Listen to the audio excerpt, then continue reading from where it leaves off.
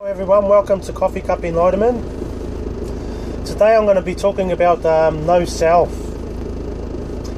The concept of, really the reality of no self.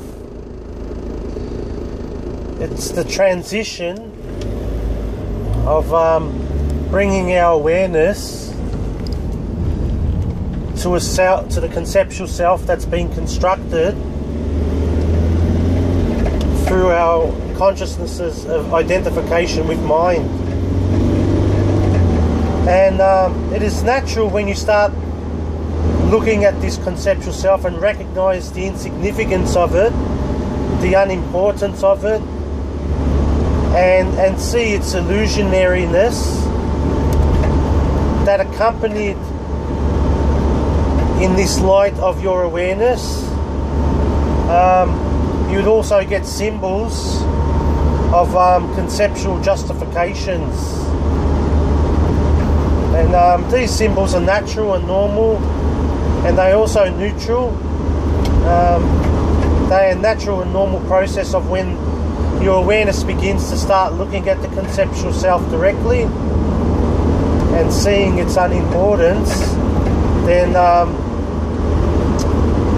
conceptual justifications arise within your field of consciousness, and they're to be looked at as well.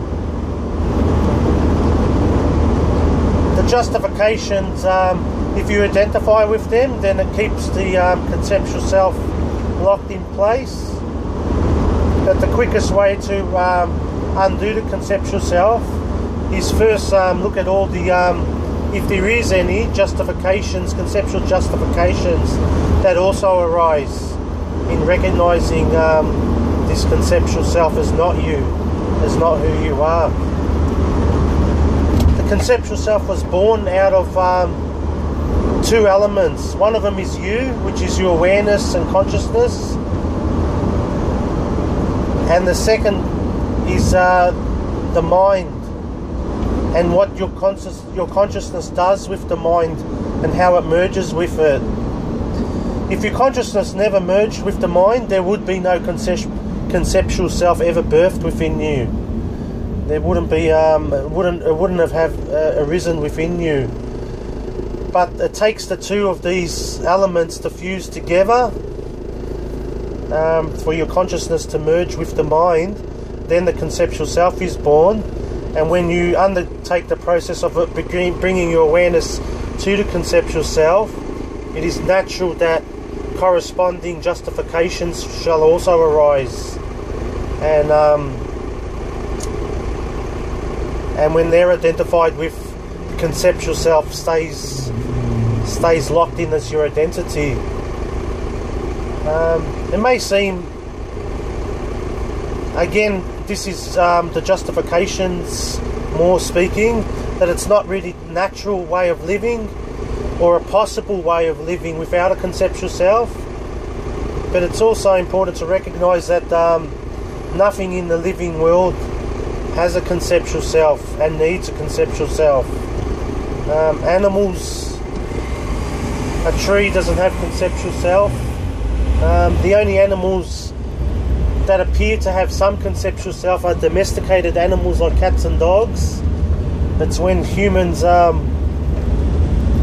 call the animal a name, and that name to the animal is just a sound, and there is some sort of conceptual self born in the animal when you give an animal a name. If there was no language such as in nature, then where animals are, where sound is thrown to the animal, where it can associate itself as an identity through that sound, then there is no conceptual self in the animal kingdom.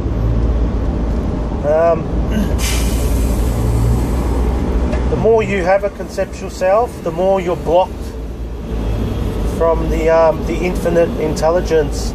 Because the reason why is the conceptual self is a separate identity, and who you are really is one with the whole, one with the entire universe. And it is this, in this oneness state, where the transmission of intelligence spontaneously and naturally and intuitively arises in you. But when you have a conceptual self-identity, this transmission is blocked. This also brings to the point of the two different types of intelligence. In the common world, which is this normal, so-called normal world with the mind, it is perceived that the regurgitation of stored concepts is typified and signified as intelligence in this world. It is given meaning as intelligence in this world. An example of this is sort of like quiz shows and you know, all sorts of quiz sort of shows where it's your retrieval of conceptual data and the speed in which you retrieve it and the accuracy in which you retrieve it. This is considered intelligence. And in the true aspect, the way the animal kingdom receives intelligence, this has nothing to do with intelligence whatsoever. If anything, you could call this, it's a bit of a harsh word, but you could call it stupidness, because it has nothing to do with true intelligence, which is spontaneous, organic, and naturally arises in the moment that it is needed and in the second that is needed, and it is a perfect response to what is needed. When the conceptual self, this retrieval of data, which is, and this data is actually already a conceptual mental label that is imposed upon reality, and it's old and outdated, and it's never quite right, and it's never quite suited to the situation at hand. So these are the two different types of intelligence. When you become comfortable with not knowing, this switches off the mind, and then natural intelligence comes into your life. Everyone experiences natural intelligence every day, but they're not aware of it. Whenever you come up with a funny joke, whenever you're relaxed at work and you're not trapped in the conceptual mental reactions and emotional responses, when you're in a relaxed state and you come up and a solution arises, and many solutions arise many times per day throughout people, not just in work but in anywhere, in any situation. This is the true intelligence. It pops out of nowhere. If you try to come up with an idea of where this come from, you may say it came from some past experience or some concept or some data retrieval, but ultimately if you look closely at it, you'll see that it's spontaneous, natural, and it arises in the moment.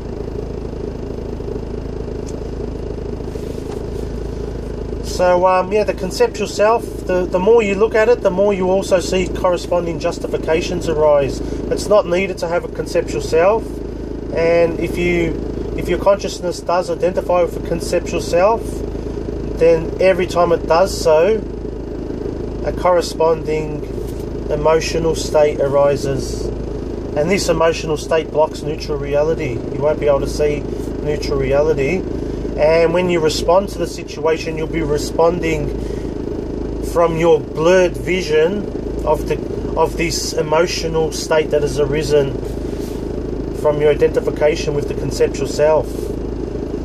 And it appears that the world is creating your response, but ultimately the response comes from identification with a conceptual self. So whenever you get a reactive behaviour within you, an emotional response within you, and I'm not talking about states of beings here, then this always, without exception, comes from identification with a conceptual self.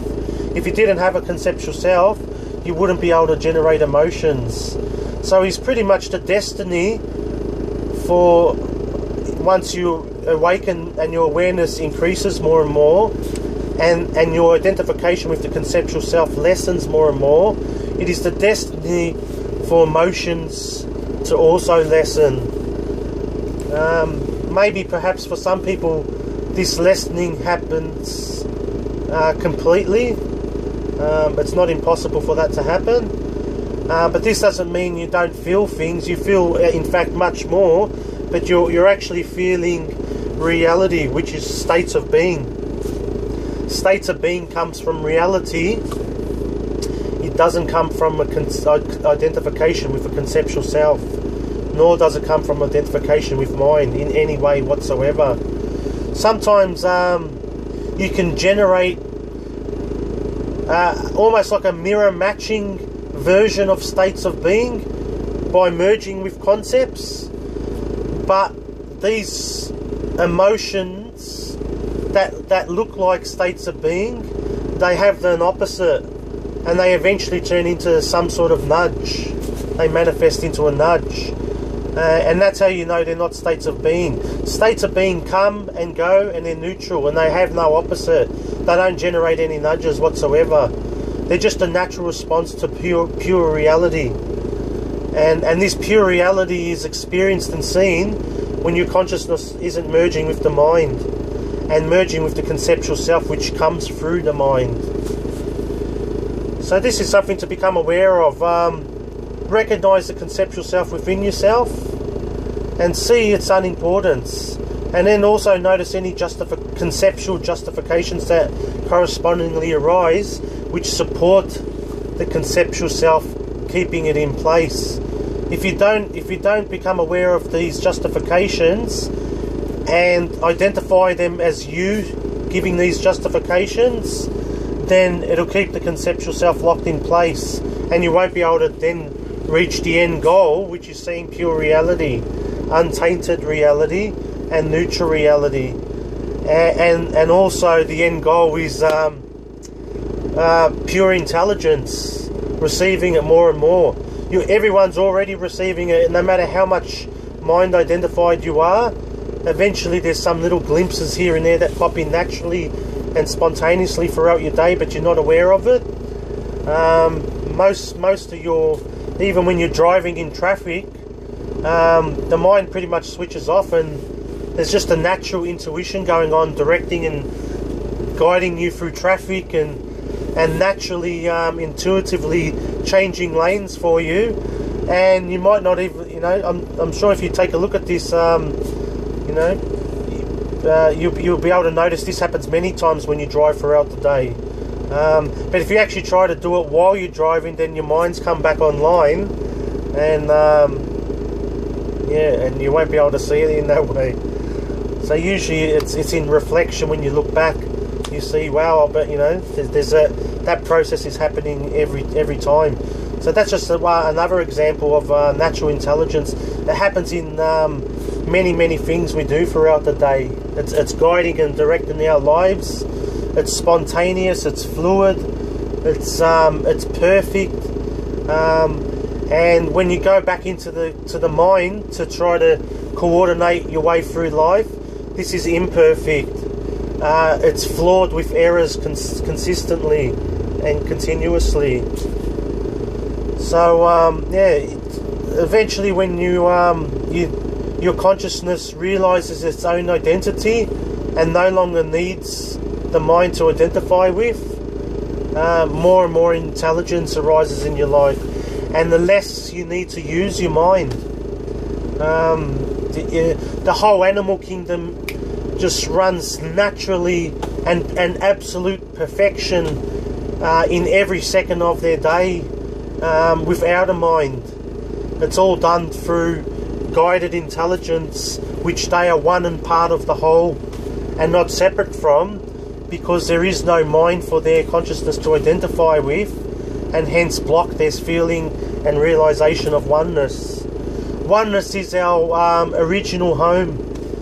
It's our original nature, and we can return back to this by seeing what we are not, which is the mind. Thank you.